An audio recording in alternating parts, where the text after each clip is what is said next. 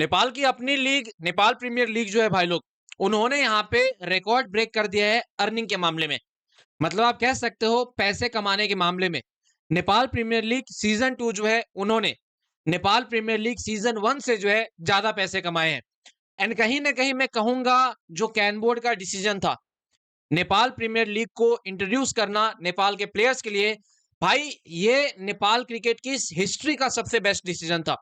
और ये क्यों बेस्ट डिसीजन था वो भी मैं आपको बता रहा हूं। मतलब अभी जो हमारे खिलाड़ियों की बेइज्जती होती है ना अलग अलग लीग में, कहीं ना कहीं एनपीएल होने से हमें जो है ऐसा महसूस नहीं होता है।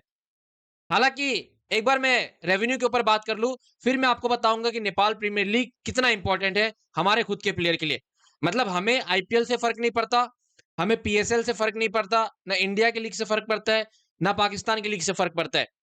अपने पास नेपाल प्रीमियर लीग है, बस उस चीज से जो है वो फर्क पड़ता है। खैर, सबसे पहले रेवेन्यू की बात कर ले भाई लोग, कितने पैसे कमाए हुए साल 2025 एनपीएल सीजन 2 के अंदर, क्योंकि इस साल 2026 में आपको सीजन 3 होते हुए दिखेगा।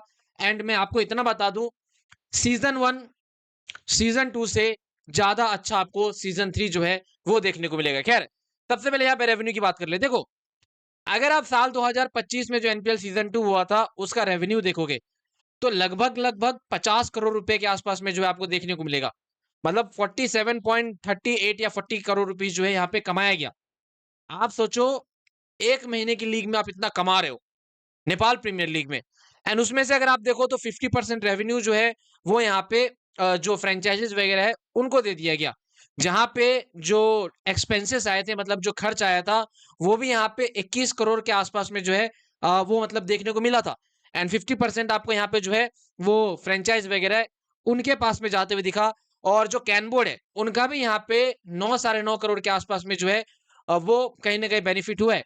सो कह सकते हो लगभग लगभग 48 करोड़ में जो है 50% यहाँ पे फ्रेंचाइज में बांटे गए। बाकी जो एक्सपेंसेस है उसमें दिया गया। एंड कुछ जो पैसे हैं वो यहाँ पे बचे हैं कैन बोर्ड में। सो ओवरऑल कह सकते हो उसमें प्लेयर की सैलरी वगैरह होती है, वो ट्रैवलिंग एक्सपेंसेस वगैरह होते हैं, प्लेयर के होटल रेंट वगैरह होते हैं, उसके एक्सपेंसेस की बात कर रहा हूँ, उसके खर्च की बात कर रहा हूँ। सो कहीं ना कहीं वो 21 करोड़ रुपए जो है यहाँ पे उस चीज में खर्च हुए। सो अगर आप देखो तो मैं कहूंगा पिछले साल के मुकाबले जो इस साल का एनपीएल हुआ था, इसमें फ्रेंचाइजेस को अच्छे खासे बेनिफिट जो है वो हुए। एंड ऐसा नहीं है कि आपको इस सीजन में इतना देखने को मिला तो फिर सीजन 3 में ऐसा ही रहेगा, नहीं। सीजन 1 से सीजन 2 में जो है ज्यादा पैसे कमाए गए, सीजन 2 से सीजन 3 में आपको जो है ज्यादा पैसे कमाते हुए जो है कैन बोर्ड दिखेगी। एंड इसी तरीके से अगर आप देखो तो कैन बोर्ड का रेवेन्यू जनरेट हो रहा है, प्लस जो प्लेयर्स है नेपाल के उनकी यहाँ पे कमाई हो रही है। मतलब एक टाइम पे नेपाल के प्लेयर्स अब क्रिकेट में उतना अच्छा फ्यूचर नहीं देख रहे थे, लेकिन अगर अभी आप देखो तो भाई नेपाल के जो यंग टैलेंट प्लेयर्स है वो क्रिकेट में अपना फ्यूचर देख रहे हैं नेपाल के अंदर। सो कहीं ना कहीं और भी आने वाले टाइम पे आपको जो है कैन बोर्ड इस तरीके से अपना रेवेन्यू जनरेट करते हुए दिखेगी। एंड मैं कह रहा हूँ ये सारी चीजें आपकी सपोर्ट की वजह से हुआ है, क्योंकि as a Nepal cricket fan आप जो है सपोर्ट करते हो। जिस तरीके से इंडियन फैन होते हैं उस तरीके से आप लोग यहाँ पे अपनी टीम को सपोर्ट कर रहे हो। एंड मैं पर्सनल लेवल पे चाहता हूँ कि आप इसी तरीके से सपोर्ट करो ताकि आपकी क्रिकेट जो है उसमें ग्रोथ आएगी, इसमें आपके कंट्री का नाम होगा। एंड लिटरली हमारी परफॉर्मेंस और दिन पे दिन अच्छी होगी, क्योंकि इस इससे जो है वो फैसिलिटीज वगैरह अगर आप देखो तो अच्छा होगा। अब हम लोग बात कर लेते हैं भाई लोग कि ये नेपाल प्रीमियर लीग हमारे लिए इतना ज्यादा जरूरी है क्यों। देखो, अभी जिस तरीके से हमारे प्लेयर के साथ में वर्ल्ड वाइड बिहेव होता है, मतलब अगर आप देखो तो हमारे प्लेयर को आईपीएल में लिया नहीं जाता है, नेपाल के प्लेयर को पीएसएल में बुला के उनको चांस नहीं दिया जाता है।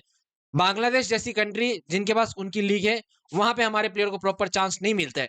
सो कहीं ना कहीं नेपाल प्रीमियर लीग से हमारे प्लेयर्स की जो नीड है वो पूरी होती है। एंड आने वाले टाइम में अगर आप देखो तो हम तो भाई दिन भर दिन यहाँ पे जो साल भर साल है अच्छे अच्छे प्लेयर को अपनी लीग में बुला ही रहे।